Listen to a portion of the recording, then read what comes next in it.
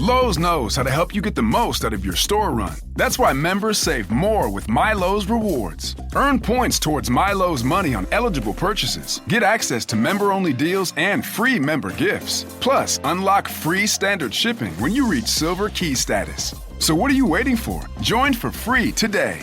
Lowe's. We help. You save. Loyalty program subject to terms and conditions. Details at lowes.com/terms. Subject to change.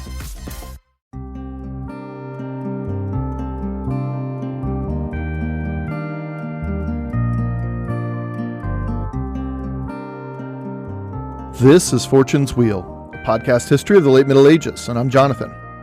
Your time is your greatest currency, make no mistake, and this fact of life does not go unnoticed by the creators on whom you spend your time. So thank you for spending your time listening and learning along with me on this podcast. On this episode, we will be continuing to merge our Patreon-only series called The Book of Alexios, which details all those parts of Alexios Komnenos' story that didn't make it into the public podcast, with our public podcast series detailing the Normans in Italy and Sicily. These two storylines will inevitably smash into one another, and as I've said, that's already begun. To be clear, we are not finished with our Patreon series entitled The Book of Alexios. We will continue it over on Patreon, but there will be times when the two storylines crash into one another.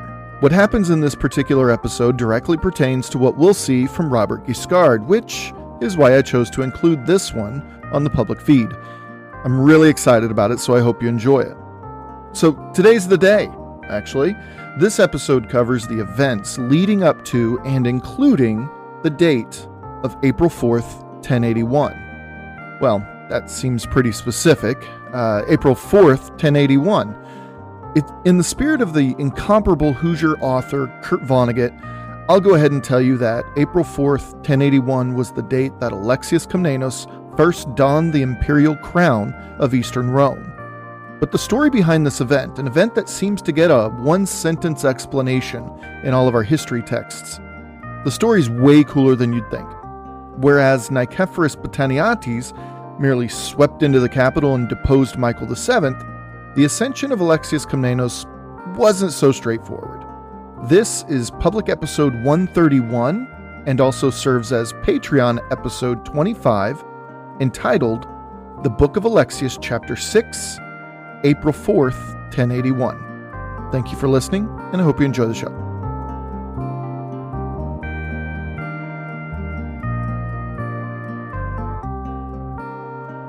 Nicephorus Melissenus, brother-in-law of Alexios and Isaac Komnenos, was marching on Constantinople.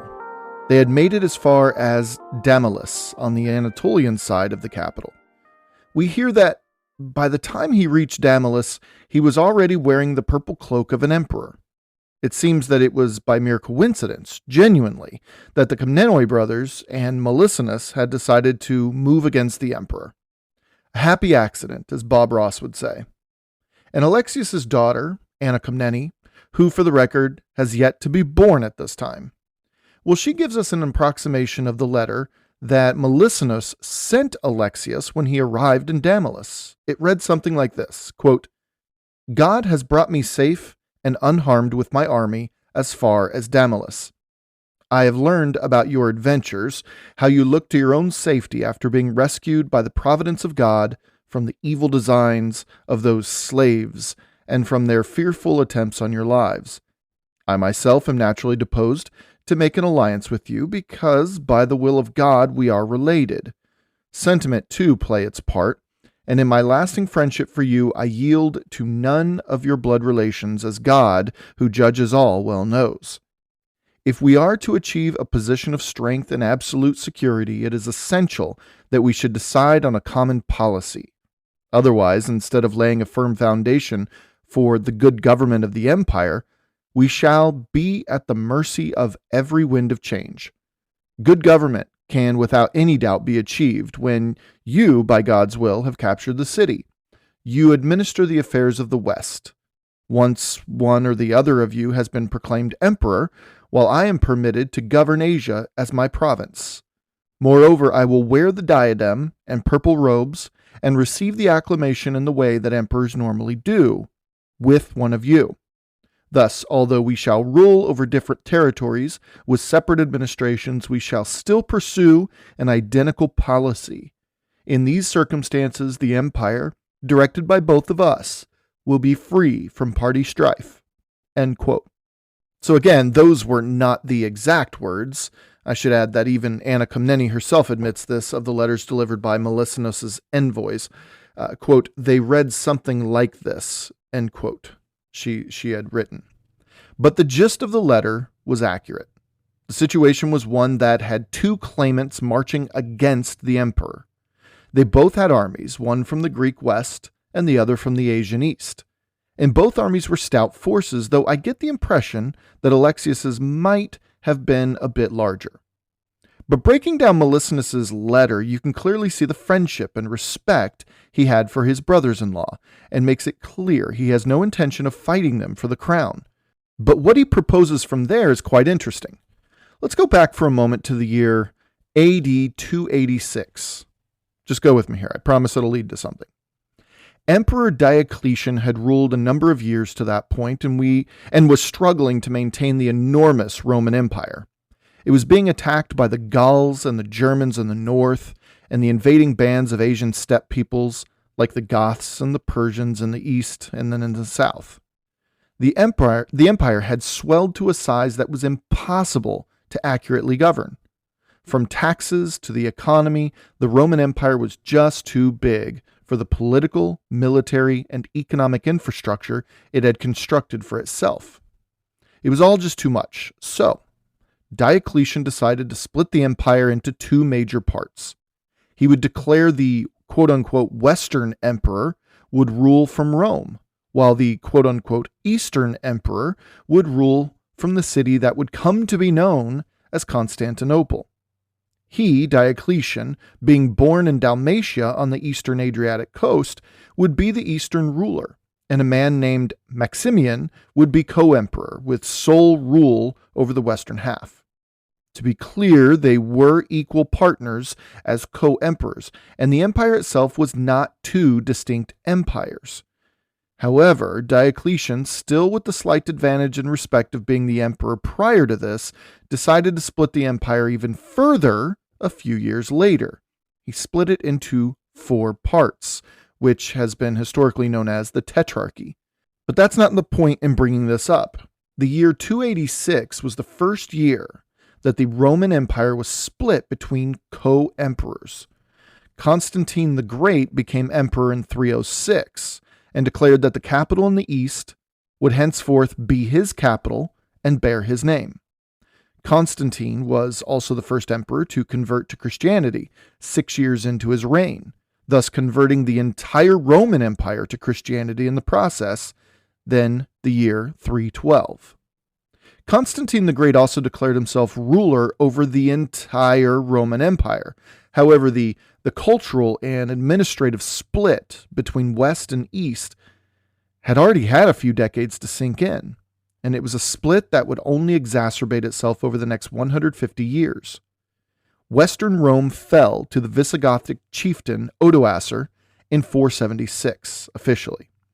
Constantinople was actually still growing in size, wealth, and influence way out east. Thus, the survival of the Eastern Roman Empire was assured. Since 476, Western Rome had been a complete mess. In fact, it just didn't exist. Nothing compared to it until the year 800, when Charlemagne was crowned the first Holy Roman Emperor, which the incomparable French satirist Voltaire once famously quipped was, quote, "in no way holy, nor Roman, nor an empire," end quote. Meanwhile, the Eastern Roman Empire was firing on all cylinders during that time. So why do I bring up this history? Well, it's worth considering when talking about Melicinos' letter to Alexios Komnenos in the year 1081.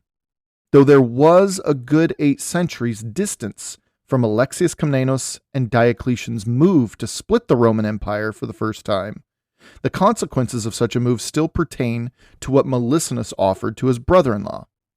Melicinos, by proclaiming the necessity of good government and common policy for the betterment of the empire at large, which is reminiscent of what Diocletian had argued for with his ungainly empire, offered a deal that would make Alexios Komnenos the emperor of the European West, which at this point amounted to the Balkans from Constantinople to the Adriatic coast, while Melicinos would be his co-emperor in the east, which amounted to Anatolia, though he would probably spend his entire reign attempting to push out the Seljuk Turks.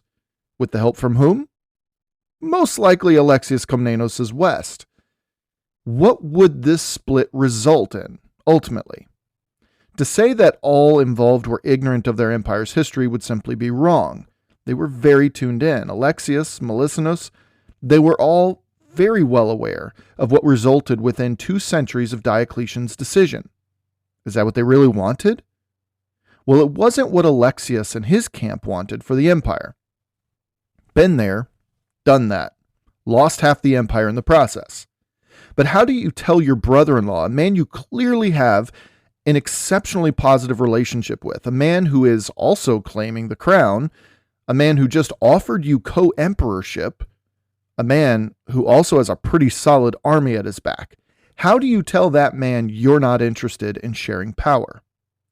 The envoys were forced to wait a day for an answer, but the next day, when Alexios and Isaac and John Ducas had them come into their tent for a discussion, Alexios called it, quote-unquote, an impossible proposal. But the envoys would need to wait as they needed time to deliberate. It was at this point that Alexios' armies entrenched themselves within sight of the capital. Over the course of the rest of the day, they sent tiny bands of cavalry at the walls just to pester the guards and rattle the residents. The next day, so this is the 3rd day after the envoys arrived, the envoys were notified of Alexios' decision. Melicinos was to be made the rank of Caesar, but that was the highest he would be afforded. Now, this is still a pretty amazing offer, as the Caesar was the 2nd highest rank in the empire at the time. However, he could still wear the Caesar's crown, and he would be afforded all those privileges of a Caesar, but he would also be awarded governance over the populated and highly lucrative city of Thessaloniki, despite who the Domesticos of the West may become. The envoys were not happy with Alexios' decision, though, but the envoys needed to act quickly. See, during those couple days they were in Alexios' camp, they were scouting and they were watching. And they concluded that Alexios was at the head of a pretty massive army, and along with the construction of numerous siege engines, it was clear that Alexios, he was going to take the capital, despite its formidable defenses. Besides, again, Alexios was widely loved in the capital and outside of it, so it was only a matter of time. The envoys knew that if they dawdled or argued or just left, they would jeopardize Melicinos' chances at some sort of agreement. Before the envoys left, they sought assurances in the form of writing. They wanted the counteroffer in writing with Alexios' seal on it, guaranteeing what was negotiated. And they wanted it in purple ink to boot. So, pretty official, I guess. So, funny story about that. All indications were that Alexios was going to take the capital anytime. Emperor Nicephorus III was doing next to nothing to stop the harassment on the walls, and the people weren't putting up much of a resistance either. Alexios had a secretary who composed all of his correspondence for him. This man's name was George Manganese. George Manganese was a pretty bright bulb, and George Manganese was a bit of an internet troll himself. The envoys here, after 3 days of waiting on Alexios' answer, were in a bit of a rush to return to Melicinos, lest Melicinos thought they abandoned him. But George Manganese could see that one change in the situation could alter the entire deal irrevocably. So, Manganese decided to sit on it. Anna Komneni writes of this man, quote, Manganese was a dissembler with a remarkable flair for discerning the future and extracting some profit from the past. He was good at estimating accurately the situation of the present, cunningly altering it to suit his own purposes and obscuring certain things certain things to his own advantage. End quote. Now, on the first day, which was the envoy's fourth day in Alexios's camp, Manganese claimed he was just too tired. He'd put too much work in that day and just needed to have the energy to compose the letter to Melissenus. On the second day, Manganese reports to the envoys that afternoon that, you know what? I had the whole thing written out and signed even by Alexios in expensive purple ink and all. And wouldn't you know it, a tiny little ember from my candle wick took flight and just happened to land right there on the letter. The entire letter just, poof, went up in flames. Another day went by, and another excuse from Manganese why the letter wasn't ready yet. And in this way, he delayed giving the envoys Alexios's promise. Now, in the meantime, Alexios had his army shift around the various towns and cities in the suburbs of the capital, from Scytha to Aratai. Now, in this low plateau looking over a plain before the walls of Constantinople, completely devoid of trees, but fresh water flowing, as Anna Komnenos says, quote-unquote, at all times, which is always good for an army, we see Alexios take advantage of the local buildings, the grand estates built there quite recently by Romanos IV, for a little quiet time away from the bustling capital. Inside the capital, however, things were only heating up with each passing day. Anna writes, quote, Botaniates realized that the rebel army of the Komnenoi was very numerous, extremely diverse, and was already closing in on the gates of the city. He was also aware that Nicephorus Melissenus was near Damalis with an army no less powerful and with equal pretensions to the throne. His position was desperate. It was impossible to resist on two fronts. Botaniates' spirit had been chilled by old age. However brave he had been in his youth, he only breathed freely now as long as the walls protected him, and he was becoming more and more frightened, thinking seriously about abdicating. End quote. And then she added one haunting line. She says, quote unquote, everything pointed to a total collapse. Now, Alexios, on the other hand, wasn't so sure that anything was imminent. He knew the dangers of what he was doing. He knew the strength of Constantinople's walls and defenses. And he knew that his army, being made up of mostly of foreign mercenaries, well, they were bound to begin challenging his rule if he wasn't making any moves. It was inevitable. This always happened. One morning, he marched in Caesar John Ducas's tent and declared the following. Going through the walls was simply not an option, so he would need funds and free rein for promises. He was going to use a page out of the old Alexios Komnenos playbook, manipulation. Side note, you might be wondering from earlier why Alexios would promise Melissenus the title and rank and honors of Caesar if he currently had one in his camp already, in John Ducas. Anna's next quote will iron that answer out, but part of Alexios's plan involved John Ducas to scout out the defenders on the walls that could be easily manipulated, which would require Alexios and John to ride around the city's walls. Anna writes the following, quote, John was annoyed at this command, for he had only recently adopted monastic garb, and he knew he would be laughed at by the soldiers on the walls and ramparts if he came near them in such a dress. And this is just what did happen, for when he followed Alexios against his will, they immediately spotted him from the walls and sneered at, quote-unquote, the abbot, with certain ribald epithets. John scowled, and although inwardly felt the insults, he made light of it and devoted all his attention to the task in hand. This is the way with men of strong character. They stand by their decisions, heedless of outside circumstances. End quote.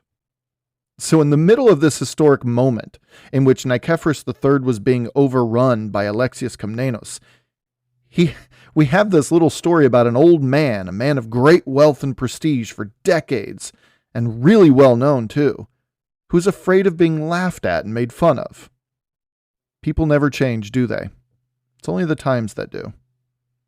What John Ducas found would greatly influence Alexios's next move.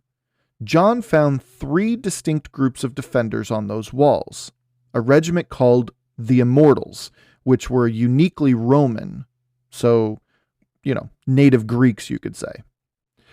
There was a group of Varangians on the wall, who by this time were largely sword-wielding Anglo-Saxons with a smattering of axe-wielding Rus Vikings. And then there were the Nemitsoi, who were a Germanic people who had long served the Eastern Roman Empire. John Ducas advised against attacking the Immortals, in that Alexios would need their support when he took the reins. The Immortals were the elite fighting force of the empire, though they don't get nearly as much airtime as the next group John Ducas advises against attacking, the Varangians. The Varangian Guard, as we know, had a century-long history of being the closest team of bodyguards on the battlefield and in the halls of the Great Palace, guarding the emperor from enemies both foreign and domestic. One may easily, with a high amount of accuracy, compare them to the Praetorian Guard of the Roman Empire's earliest centuries. It would simply be foolish to attack or manipulate the Varangians and then suddenly expect them to protect you a day later. So John Ducas, with absolute certainty, suggests manipulating the Nemitsoi, the fierce contingency of northern Germanic warriors.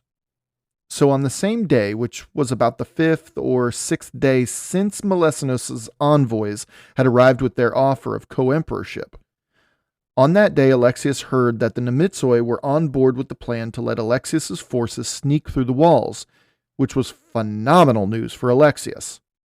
And also on that same day, George Manganese, Alexios' secretary, remember, George Manganese was approached by the rather steamed envoys, and they demanded the letter from Alexios with his promise to Melesinos. But gosh, see, here's the thing, guys. I'm really sorry, but even though the letter has been written, it seems the pen needed for Alexios to sign the letter that had gone missing. It's so weird. It was all a big charade at this point, but funny in many ways too.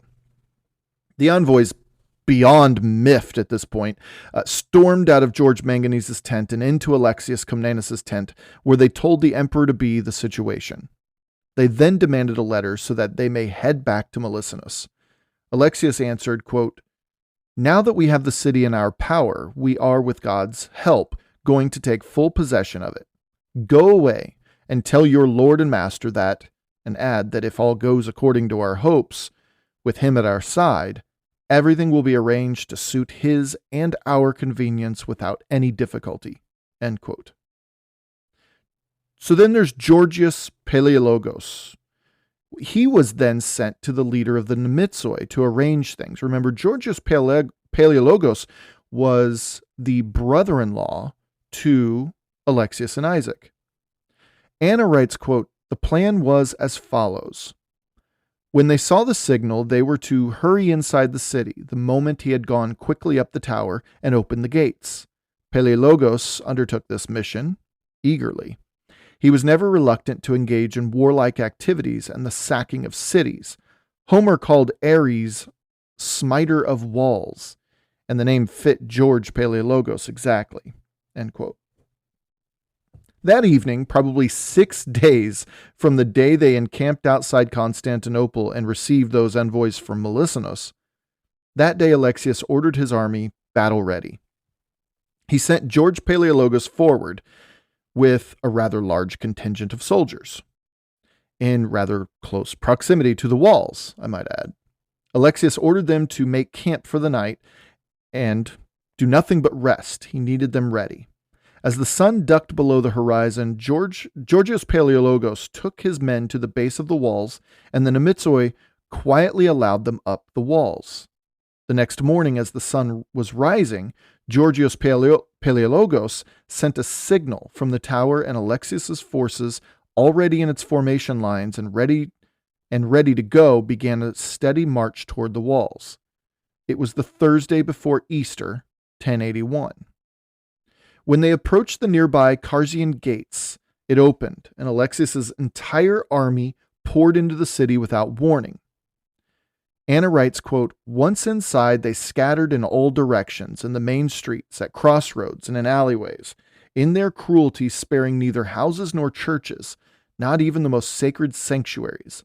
In fact, they gathered from them heaps of booty. They did refrain from murder, but all the other crimes were committed with complete and reckless disregard for decency." End quote. And it was at this point, with Alexios Komnenos' forces pouring in from the northeast and wreaking absolute bloody havoc on Constantinople, it was at this point when Nicephorus III became disillusioned with the idea of an Alexios emperorship, and he sent a messenger to Melisanos begging for him to bring his army to Constantinople to combat the murderous Alexios Komnenos. Anna says, however, quote, "Before the order could be carried out, the city fell." End quote.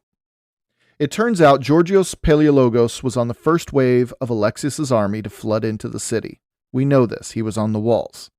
From there, he took one of his men directly across town to the docks, where they jumped on a boat floating there. He ordered the surprised man in the boat to grab the oars and row them to where the navy was anchored in the harbor. As he approached the other vessels, Palaiologos noticed a man aboard one of the closest vessels, so he ordered the oarsmen to row him there. It turns out that Palaiologos knew the man and was friendly with him.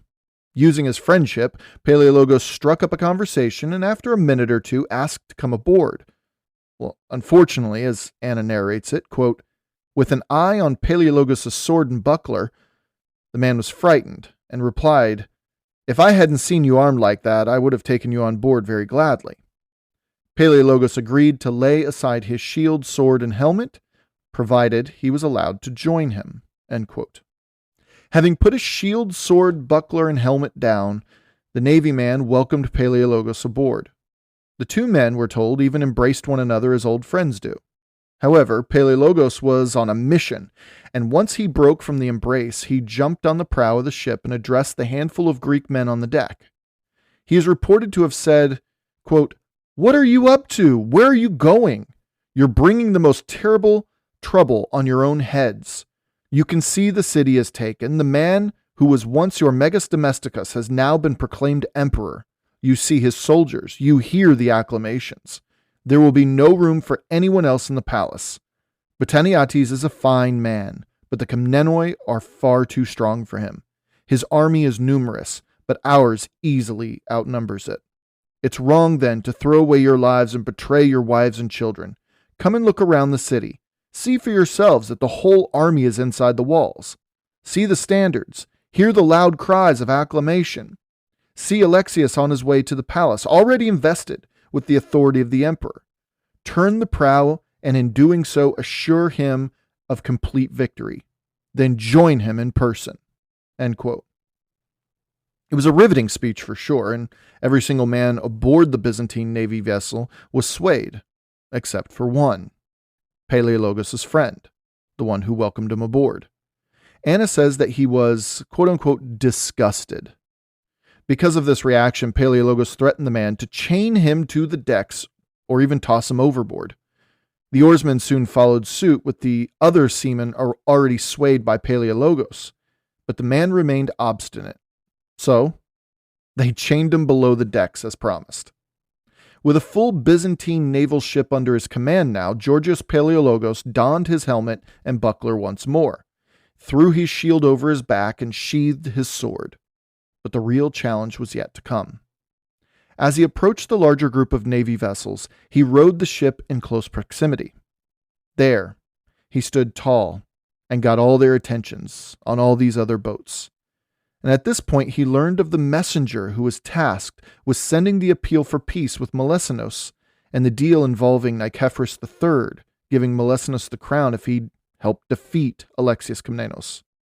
Well, he immediately arrested this messenger on the spot and gave another rousing speech, resulting in Georgios Palaiologos commandeering the entire naval fleet moored in the harbor. Now, it's worth pointing out that Constantinople juts way out on a peninsula. On the south coastline of the city is the Sea of Marmara. On the east, where all of the palaces and the Hippodrome and the Hagia Sophia are, is the opening of the Bosporus Strait, which leads into the Black Sea. And on the north, well, that's famously called the Golden Horn. and is the inlet further separating the mighty city from any mainland. That's the one that has the famous chain across it. Georgios Palaiologos had taken the fleet moored about halfway down the Golden Horn toward the Bosporus. He now ordered this fleet to move further east toward the point of the city where those famous palaces and whatnot are, and to hide away in one of the jetties there. They were watching for anyone coming in from the east. And wouldn't you know it, lo and behold, they quickly spotted a ship. As Anna puts it, quote, bearing down on the great palace, end quote. He then ordered his fleet to cut it off before it reached the walls there, and as they approached, young Georgios Palaiologos' blood ran cold. Aboard that ship, he spotted his own father, Nicephorus Palaiologos, the staunch ally of Nicephorus III. Anna writes, quote, at once he stood up and gave the bow one usually gives to fathers, but there was no happy response. Unlike the Ithacan Odysseus when he saw Telemachus, he certainly did not call Palaiologos his sweet light. So, Nicephorus Palaiologos, that is, Dad, saw right through Junior in that moment. She continued, quote unquote, battle and war, father and son on opposite sides. Well, Senior called Junior a fool, but Junior was able to storm the city and take control of the Byzantine navy with only himself and one other man by his side, so, That said, the father ordered his son to remain there and allow him access to the emperor, which is where he was heading anyway. He told his son to wait and allow him to talk to the emperor, which Georgios Palaiologos did allow. Once inside, Nicephorus Palaiologos approached the emperor, a defeated, broken man. Bateniates, whom Anna says, quote, had given up all hope, end quote, basically tells Palaiologos Sr. to go off and negotiate peace terms with Alexios. The rebellion has already breached its walls and is flooding through the city as they spoke, and this man's son had engineered a non-violent takeover of the entire Byzantine navy that was harbored there. The jig was up. Nicephorus III's reign, well, it was at an end. Palaiologos, pained though he must have been to see his emperor simply giving up, dutifully left the great palace and went in search of Alexios Komnenos in the city. He found him in one of the city's main town squares, this one dedicated to the martyr George Psychiates. Anna records him as saying, quote, the emperor sends you this message. I am a lonely old man, with neither son nor brother nor relative. If it is agreeable to you, you can become my adopted son. For my part, I will take away none of the privileges granted by you to each of your comrades in arms, nor will I share in any way your authority as emperor, but will merely enjoy with you the title, the acclamation, the right to wear the purple sandals, and to live quietly in the palace. The government of the empire will rest entirely on your shoulders, end quote. At first, both Komnenoi brothers, who had remained by each other's side during their entire journey through the city, well, they'd agreed. However, former Caesar John Ducas, now monk, by the way, heard word of this and rushed where they were. He was absolutely pissed. There's a scene in which the brothers were walking toward him in one of the many welcoming gardens of the palace, as the brothers had made their way to the great palace already. And as they approached him with smiles on their faces for a job well done, John Ducas publicly rebuked them both. There was also Palaiologos Sr., who raised in his hands as a show of peace and said, hey, I'm just the messenger here, and repeated that Nicephorus III would happily transfer all imperial authority to Alexios in exchange for a peaceful retirement and Alexios becoming his adopted son. Anna writes, quote, the Caesar glared fiercely at Palaiologos and with a scowl replied, go away and tell the emperor that these offers would have been most expedient before the city was captured. From now onwards, there is no place whatever for further negotiations. As he is an old man now, let him vacate the throne and look to his own safety. End quote. Now, while this was happening, the old slave Borlos decided to make his move. Constantinople had fallen. The city belonged to Alexios, and no real resistance was put up except for the myriad displays of criminal behaviors. And I'm keeping it quite PG here, so you know what I'm getting at. All those criminal behaviors going on at that point in the city. And what occurred when the resistance wanes really just amounts to plunder. Alexios' army was plundering the greatest city on earth, while John Ducas screamed about negotiations being off the table. In the midst of all this, knowing that Alexios had let his guard down, knowing the capital was his, and his army was dispersed in all directions, doing what conquering armies do in those first, 24 to 48 hours, well, Borlos, the former slave, assembled a crack squad of resistors in the Forum of Constantine the Great. The Forum of Constantine the Great was the city's largest open forum, and it lay in a very central location. It was also inside the first set of city walls called the Walls of Constantine, built back during the reign of Constantine himself. For reference, there was one more grand wall much further west that was the wall that Alexios' army breached. Now, the Forum of Constantine the Great also lay between the actual city center, called the Capitol Forum, and the Hippodrome, which was much closer to the Great Palace, all the other palaces in the Hagia Sophia in the east. It's worth noting that the Hippodrome and all the palaces and that church were also located behind their own protective wall. Like you all have probably heard, Constantinople was an incredibly formidable defensive city, which is why it lasted as long as it did. Remember, Constantinople still had another 400 years or so before it officially fell to the Ottoman Turks. Borlos, marching toward the Komnenoi at the palace, noticed the old emperor sneaking down to the Hagia Sophia nearby. He marched directly toward Nicephorus III, just as he reached the grand church, and stood by while the patriarch spoke to Nicephorus. The patriarch was saying, "Do not engage in civil wars, nor transgress the will of God. Do not allow the city to be defiled with the blood of Christians, but yield to God's will. Renounce the world," Anna Komneni writes. In other words, Nicephorus, your time is up as emperor. Don't put up a fight, because the only real losers are going to be the citizens of this great city. Abdicate the throne and take up the habit of the monk. It was wise counsel. Nicephorus knew this, and he was very old for his time already. He was very tired of everything, including being emperor. He conceded, and the patriarch immediately sent word to the palace, to Alexios and Isaac, with the news that there would be a peaceful transfer of power. However, Borlos, driven by rage and greed, looked incredulously at the old emperor.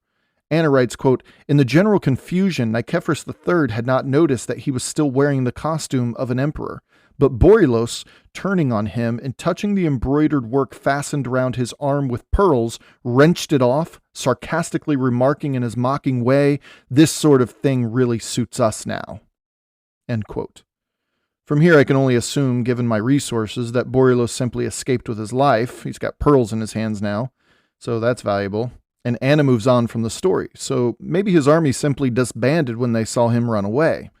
Maybe he ordered them to disperse because the emperor had just officially surrendered. Nothing I can find gives me an answer to Borlos' fate. And that's where his story ends, I suppose. We don't hear from him anymore. As for the Komnenoi brothers, the palace had been seized. They were the new residents of the Great Palace, thus occupying the seat of the Eastern Roman Empire. But the issues of the actual emperor, who they heard had just escaped the palace, was still an issue to resolve. As Alexios and Isaac were ordering their men to search the palace and round up anyone who opposed what was happening, they received word from the patriarch at the Hagia Sophia. It turned out that Nicephorus III was there seeking refuge, and that he was ready to abdicate the throne peacefully. They immediately sent their niece's husband, a man named Michael, and a local governor named Radanos, to the Hagia Sophia to negotiate terms. This was a much easier negotiation than expected. Anna basically skips it and jumps right to the part where Michael escorted old Nicephorus Botaniates, no longer emperor, on a small boat to the Parableptos monastery.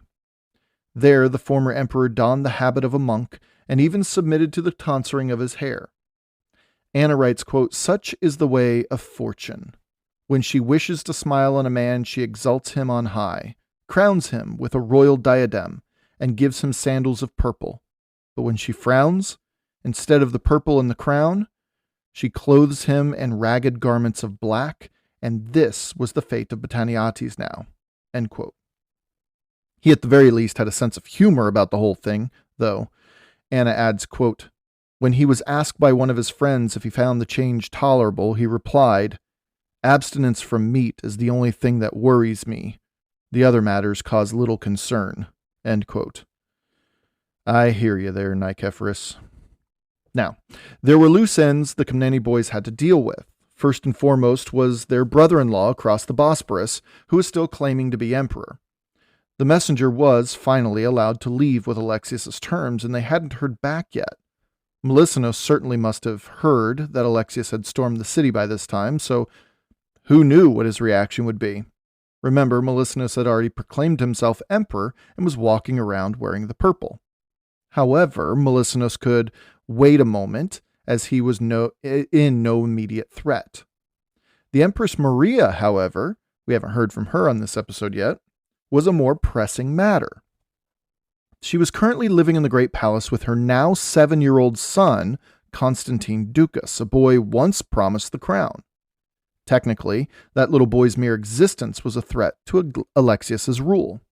But Alexios was also the adopted son of Empress Maria, remember, so the boy's claims were somewhat secondary to his, as he was the elder brother in that situation. I know, weird, but those were the politics of succession 1,000 years ago.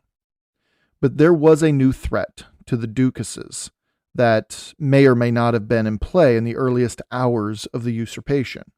See, Alexios, though Empress Maria's adopted son, was still rumored to be her lover.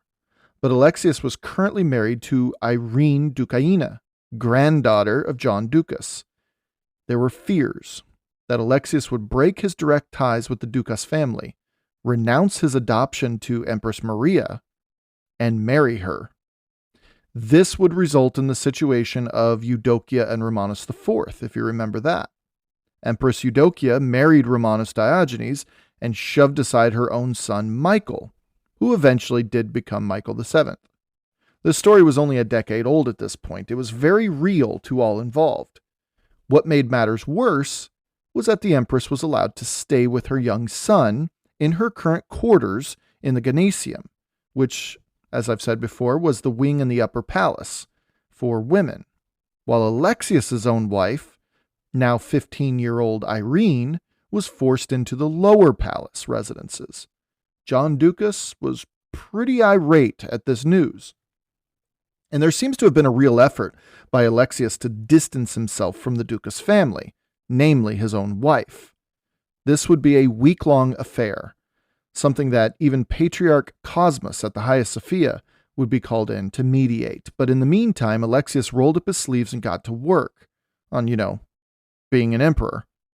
He had a city to settle down, a family to deal with, an ex-empress with whom he'd shared some kind of feelings for, and then there were all those celebrations and festivities and displays of grandeur to plan and execute that any new emperor needed to do. Anna writes, quote, "At sunrise, he entered the palace, and before shaking off the dust of battle and resting his body, applied himself immediately and totally to the consideration of the military position. In everything, he had his brother Isaac as his partner, whom he looked up to like a father, and he shared his plans too with his mother." End quote. However, first and foremost was his army, who was still ravaging the city and its citizens a full day after the initial invasion. Anna tells us, quote, "The rest of the day and all that night he spent in devising ways of ending the indiscipline and license of the soldiers who were scattered over Constantinople in great number, without causing a mutiny. He also wanted to relieve the population of the city from anxiety for the future." End quote. The majority of his army were foreign mercenaries as well, so there was the ever-present danger of them rising up against him. Having already gained a foothold inside his capital, it was an incredibly dangerous position for him. We will resume this part of the story on the next Patreon-only episode. However, we need to figure out what happened with Empress Maria, her son Constantine, and 15-year-old Irene Dukaina. On day 1 of Alexios's reign, in the late afternoon, in the Hagia Sophia, as he was juggling various plans to end the violence in the streets of Constantinople and peacefully disbanding the army and expelling him from the city, Alexios Komnenos was officially crowned Emperor Alexios I of Eastern Rome, and he was crowned by Patriarch Cosmas. Anna writes, quote, "His broad shoulders, muscular arms, and deep chest, all on a heroic scale, invariably commanded the wonder and delight of the people. The man's person indeed radiated beauty and grace and dignity and an unapproachable majesty." End quote. And the diadem placed upon the man's head was of equally striking appearance. Anna describes it like this, quote, "The imperial diadem, decked all over with pearls and stones, some encrusted, some pendant, was shaped like a half sphere, fitting the head closely. On either side of the temples, clusters of pearls and precious stones hung down, lightly touching the cheeks." End quote. The day was April 4th, 1081, and Alexios Komnenos wore the purple sandals and cloak and donned the crown of the most powerful empire of the European Middle Ages. Over the preceding 6 days, while he managed the empire, most specifically his capital's return to peace and the rewarding of his loyalists, John Ducas was pitching an absolute fit over his granddaughter in the lower palace, while the ex-empress Maria remained in the upper palace with the Komnenoi family. Alexios, to be honest, honorable or not, was keeping his options open.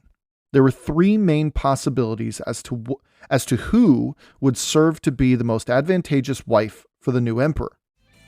This episode is brought to you by Hyundai. Think you know what an electric vehicle should be? Think again.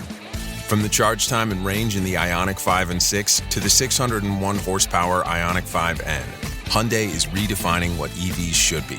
Learn more about Hyundai EVs at HyundaiUSA.com. EPA estimated 303-mile driving range for 2024 Ioniq 5 SE SEL limited rear-wheel drive and 361-mile driving range for 2024 Ioniq 6 SE long-range rear-wheel drive with fully charged battery. Actual range may vary.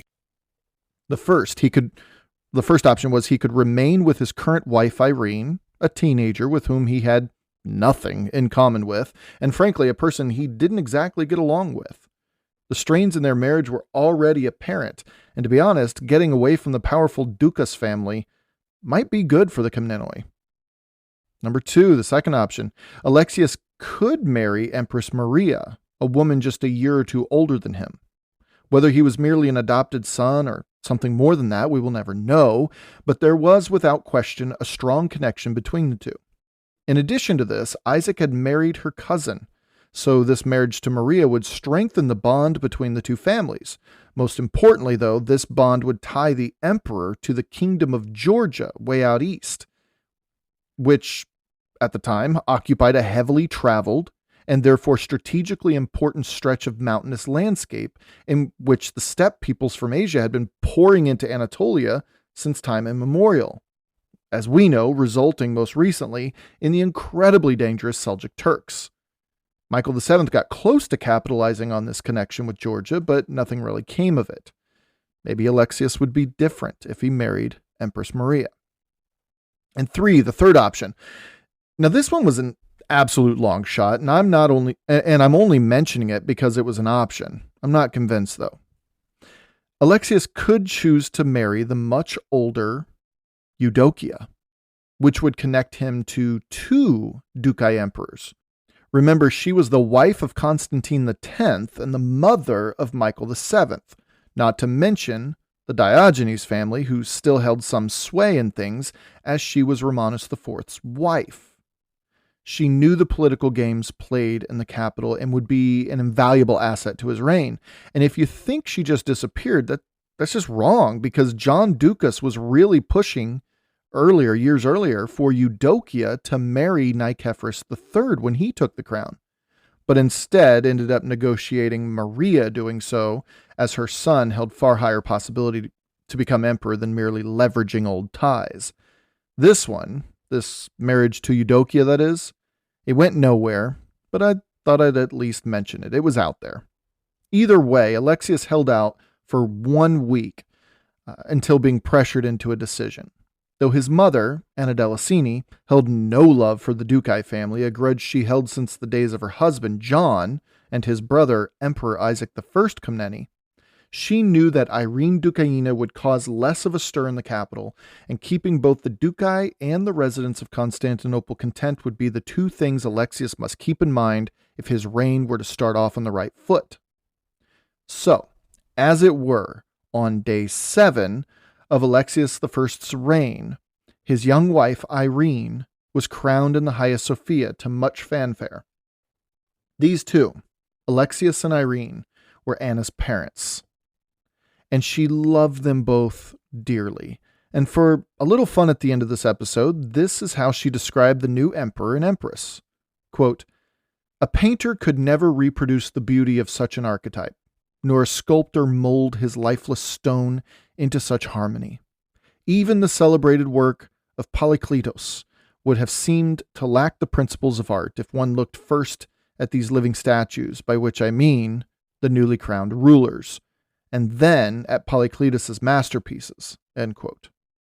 Yeah, so biased for sure, but we know they were both pretty beautiful people. That is, Alexios and Irene. So it was fitting that the empire's next great ruling dynasty, that of the Komneni, would begin with two very beautiful people.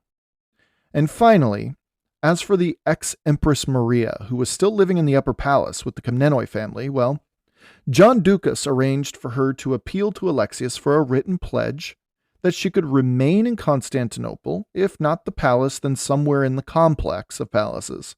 On what grounds she could demand such a thing? Well, first of all, she convinced Patriarch Cosmas to back her appeal to Alexios, which gave it a bit more muscle, but really it came down to this. Her son was both an insurance policy for her and, she reasoned, for Alexios. See, Irene was only just at the age when consummation could start to be talked about occurring, and therefore the couple had yet to conceive an heir, let alone a child at all. In order to ensure a smooth transition, should something befall the emperor before an heir could be born and raised, she offered her son. Alexios agreed to this proposal, so within days of Irene's coronation, an heir was publicly announced. But it wasn't Irene's child. Constantine Ducas, now only 7 years old in 1081, was allowed to once again don those fancy purple sandals, and he was once again at the top of the hierarchy in line for the crown of Eastern Rome. What a roller coaster ride that kid's had so far, huh? So we leave this episode with this. Alexios Komnenos was now Emperor Alexios I of Eastern Rome. His wife, Irene Ducaina, was officially the empress. The foreign mercenaries inside the walls were still wreaking havoc, but Alexios was working on it, and after a few days it began to wane in intensity. Such are the outcomes of war that people don't readily think about. John Ducas, the powerful former Caesar to 3 emperors, has taken the habit of the monk voluntarily, even before Alexios' attack on the city. But he is now free to, go do monk's things. Isaac Komnenos, Alexios' older brother, was still faithfully at Alexios' side. Maria of Alanya, the ex-empress, and her son, the new heir, Constantine Ducas, were escorted to a safe estate inside the walls of the city near a safe monastery. Nicephorus Botaniates was suffering from lack of meat, but living out his days peacefully enough at a monastery nearby. Emperor Alexios was also juggling all the promises he'd made to all the loyalists, including and possibly most importantly to Nicephorus Melissenus, his brother-in-law, who he had promised the rank of Caesar, and who also still had his own army already ready to attack the capital when it was still under the rule of Nicephorus III. So that's still hanging around his head. And finally, reports of some Western Norman in Apulia banging his sword and shield, screaming across the Adriatic Sea something about how his daughter, Helena, should be empress or something like that. Alexios really wasn't sure, but the storm clouds, though beginning to dissipate over Constantinople, were rapidly gaining strength way out on the western Byzantine horizon. That's right. On the next Patreon-only episode in the series called The Book of Alexios, we will follow Alexios I's first moves as emperor. But on the next public episode, we're switching back. We will see Robert Guiscard take his first steps toward the Byzantine region of Illyrium, the westernmost region ruled by now Alexios I. In a bid to change world history forever, Robert Guiscard was after Alexios' new crown. And I can't wait to tell you about it.